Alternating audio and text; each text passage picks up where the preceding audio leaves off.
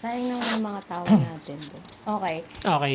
Hello mga ka-DC. Ayan, na-DC nga tayo. Na-DC nga. Nakapag-start na kami ng tapos di pala nag-record. Yan.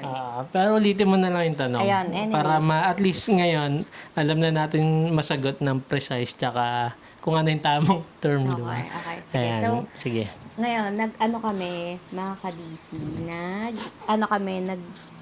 nag-post kami sa mga stories namin and nagpa-help kami sa mga friends namin sa social media kung ano yung masasuggest nila or any questions na pwede naming matapik dito sa podcast type ng aming content dito sa YouTube. So, 40% ng mga questions is ito. So, ito na, unahin na natin. Ayan. Ano yung big adjustment yung dalawa na magkasama na kayo? Or ito na, igayat-gayatin natin tong tanong nila kasi isa lang naman regarding sa adjustment. First year of buhay mag-asawa. First adjustment muna. Sige, anong naging adjustment mo? Yan, ulitin mo na lang yung sinabi. Yung sagot ko talaga doon, isa yung sa, tawag doon, paghuhugas ng pinggan.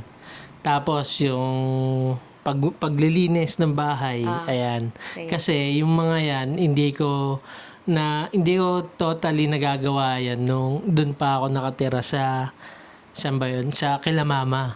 Ayan. So, kasi ako the little prince Ngayon, the big prince na King na king. King P. King Pre kasi King medyo pa lang. Okay. So ganun ako ni Mama Tess na parang kahit bisit na siya sa bunso niya. Hindi naglilinis. Hasta ganyan. So ayun yung adjustment ko na dito Household ngayon. chores. Household chores. Household chores. So ayan. Okay. So ayun yung adjustment ko. Next, ano yung, ito, kasi ang tanong is, ano yung naging issue or problem? So, wala kaming issue or problem. Siguro challenge, yun na lang. Ano yung naging challenge mo? Yung challenge. Big challenge. Simula naging asawa tayo. Parang medyo, big challenge. Yung isa, yung dun sa mga damit, sa labahin, di ba? Kasi, kagaya nung dun pa ako sa bahay, ang sa akin, kapag bubuksan mo na lang yung aparador, kumpleto na yung gamit. Nandun na yung kukuhain mo na lang yung binik, yung sando, lahat ng gusto mo isuot nandoon. Pero ngayon, nauubos, 'di ba? Kumbaga, kailangan ikaw na maglaban nun para may gamitin ka. Ayan. So, ayun yung isang adjustment, 'di ba? Tsaka isa pa yung magic dati. Dati kasi mas kaunti pa yung gamit ko na binik tsaka sando. Pero hindi na uubos doon pag kila mama. Pero pag nung dito na sa atin, kahit mas marami na yung damit ko, nauubos pa rin siya, 'di ba? So ayun yung isang struggle ba natin? Struggle 'yon, no? Kasi pareho tayo working So 'yon yung paglalaba na never kong ginawa, 'di ba? Sa bahay tapos ngayon Never mo dito ba ginawa? Hindi mo pa hindi ako naglaba. Prinsipe ako. Kahit isang beses? Hindi tinuro. Wala talaga. Papalaman mo Oo. Okay, how you resolve it together? Paano? Pero problema mo rin yun, struggle mo rin yung paglalaba, diba? Ako, oo, pero nagiging struggle ko lang sa pagtagulan. Okay. Pagtagulan lang, kasi wala kang problema sa sige, ako na lang sasagot. So, sige, ano ba? Sagutin ka din ba? Problema mo rin siya na yung paglalaba. Marami kasi yung problema. Hindi, di ba? Challenge. Naging challenge ko lang yung paglalaba kapag tag-ulan. Pero yung dami ng damit na... Hindi, wala naman. Kasi since may washing naman, mas nagiging madali yung paglaba. Dati kasi, nung bata kami, talagang from kuskus to banlaw. Tulong kayo. Lahat yun.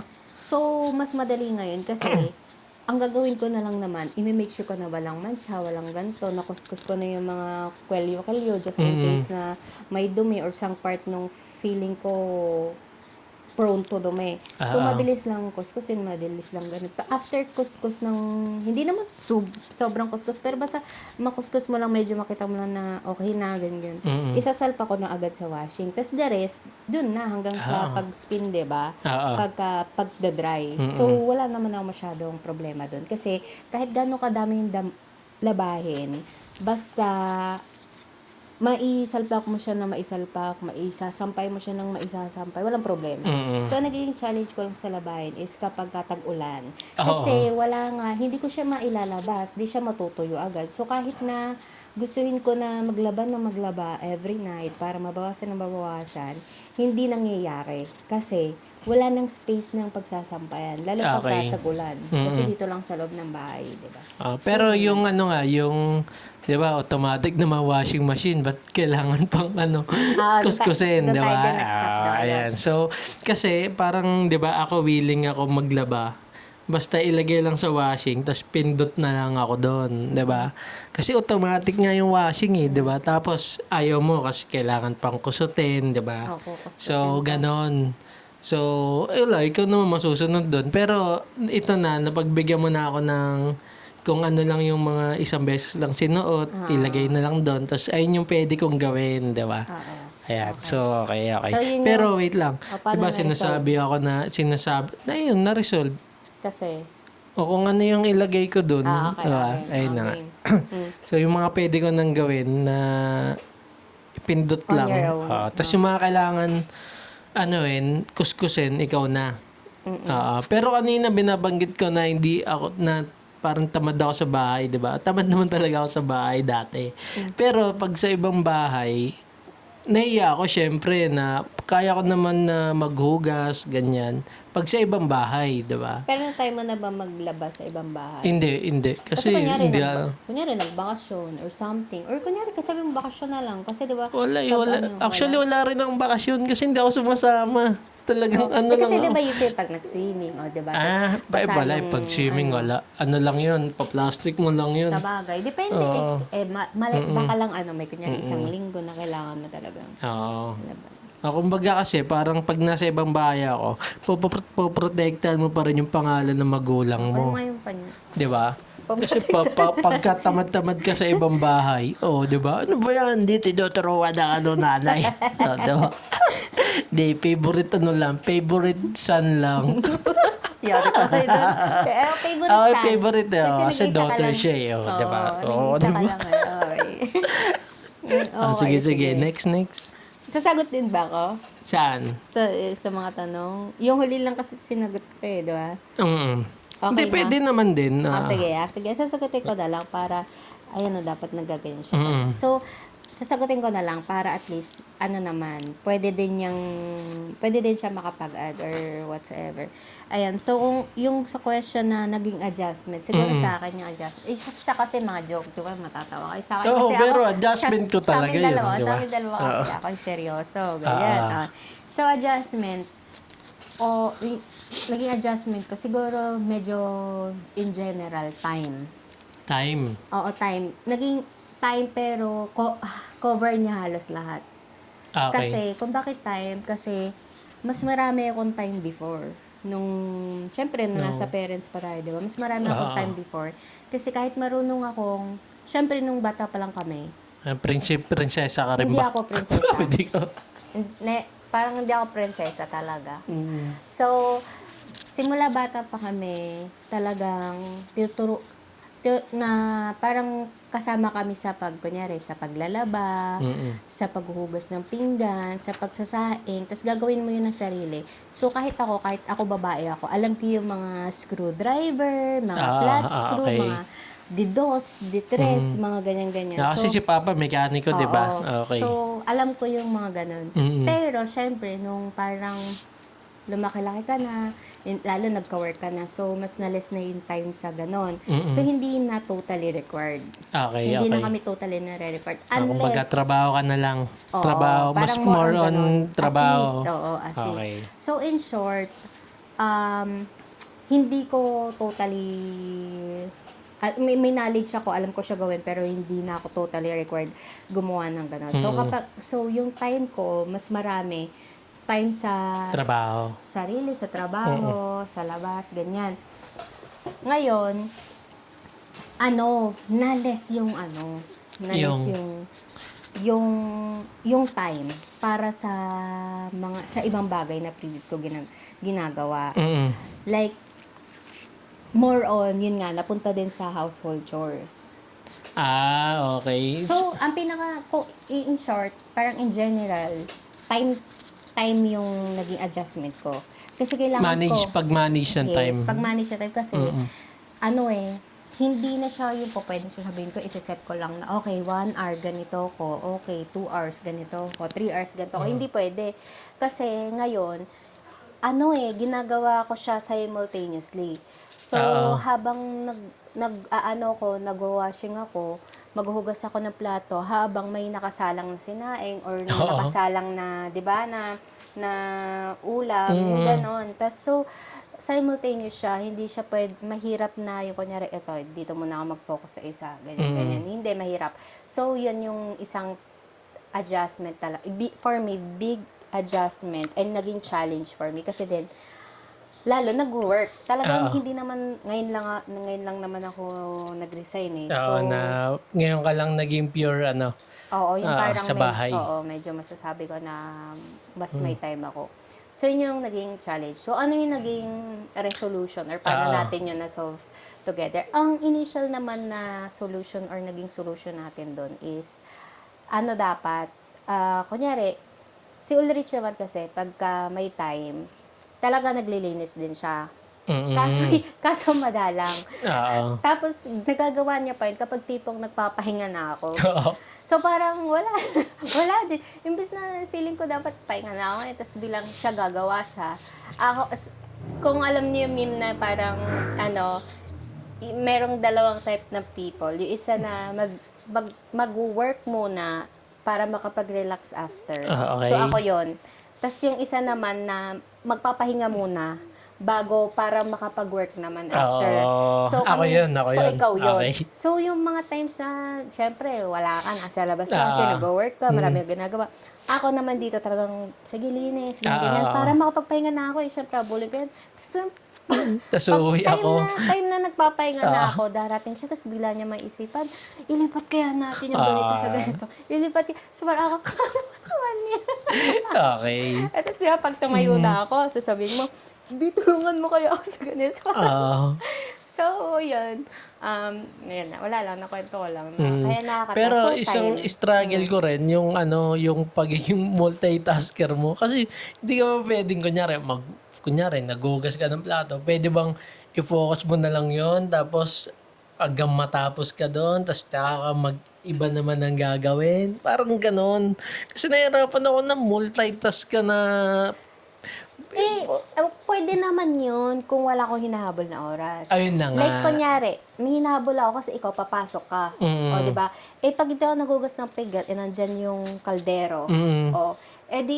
Paano? Di kailangan ko maghugas. Pero hindi ko naman... Pero hugasan mo na lahat bago yung...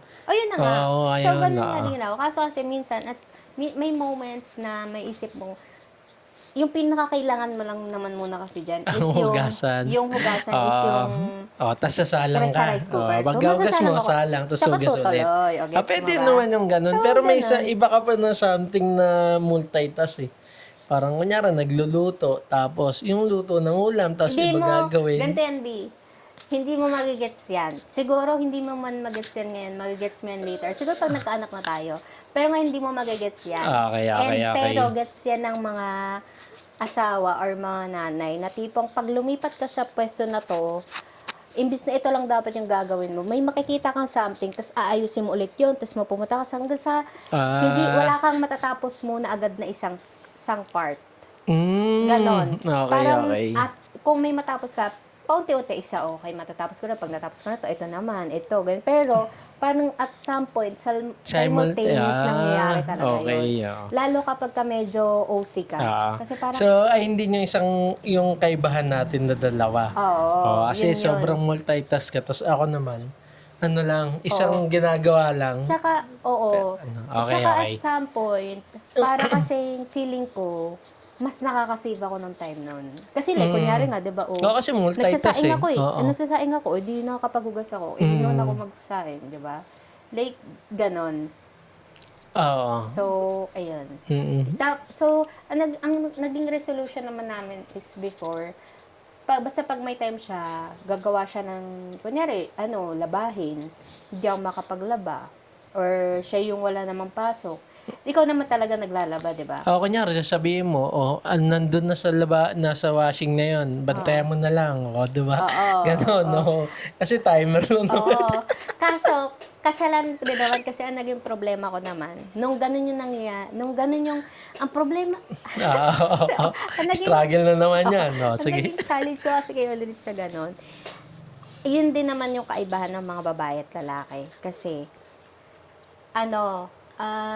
medyo OC nga yung mga babae. Mm-mm. Yung mga lalaki, parang pag sinabi mo na ganito lang talaga yung gagawin. Oo, syempre. Kung So, ano lang instruction. Like, kunyari, ito, tignan mo nilagay ko na lahat ng labahan dun sa sa lalabhan. Mm.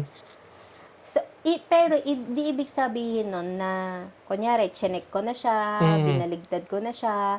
Parang at some point, yun, ang point ko is, parang nga i-save, di ba? Mag-save nga ako ng time para sa sarili. Para ikaw naman yung gagawa. Ang mangyayari nun, ganito mangyayari nun. Hindi pa nakabaligtad yung mga damit. Talagang mayroon pa yung nakahubad na ganito. Di ba, syempre, pa maglalaba ka, ito ang di ba, nakaganyan. Yung loob, yung dikit sa skin. Oo. Okay. So, ang ko is, nilagay ko na lahat ng lalaban mo. Ikaw na bahala. Tapos babaligtarin ko pa dapat ang yun. Ang problema, dapat, kung hindi mo siya babaligtarin dapat, pagdating mo ng washing, nakabaligtad na. Para pagkatas mo pag nakawash na siya, na dryer na siya, pagkasampay mo, ganito na. Kasi sasampay mo, nakatalikod din. Ito rin. So, ang nangyayari sa kanya, nagugulat ako minsan, yung nandun pa kami before, kasi pinapayagan ko pa siya maglaban. Pinapayagan ko pa siya maglaban. Magugulat ako sa sinampay. Hindi na nga maayos yung pagkakasampay niya. Like, kunyari, yung kwelyo, nakaganyan, nakasampay, nakaganyan. Parang, ganun. Tapos, kunyari, ako kasi meron ako mga, kunyari, pag mga underwears, hindi siya pwede nakabaligtad. Oo. Kailangan kung paano ko siya sinusuot para kung may mga dumi man, whatsoever, hindi siya papasok doon. Pero at least, at some point, naarawan siya. So, parang tapos siya, meron nakabaligtad, meron hindi nakabaligtad. Basta kung paano nilagay sa washing, ganun ko na siya In short, kung paano ko siya nilagay sa washing, yun na din siya ng ganun. Okay, so, parang, okay. Sabi ko, Prinsipe nga ni. sabi ko, so yun, pero ngayon naman, medyo another, kasi Ngayon hindi ko na binabaliktad eh. Test naman ngayon, ganun. So, ayun, ganun. Okay, So, yun yung naging, yun yung mga naging resolution. At saka ngayon, wala naman din problema kasi hindi naman namin kailangan totally i-resolve kung alin man ngayon. For now, kasi wala naman ako work. So, parang ako pa din naman. Kung gusto parang nyo, marami nang may time dito sa bahay. Oo. Prinsipe ka na nga ulit. Prinsipe nga ni. Hindi ka na ulit Okay, naguhugas. sige. Muna natin. Okay. Post muna natin. Post para na. Sa ibang panibago. topic na tayo. Tapos,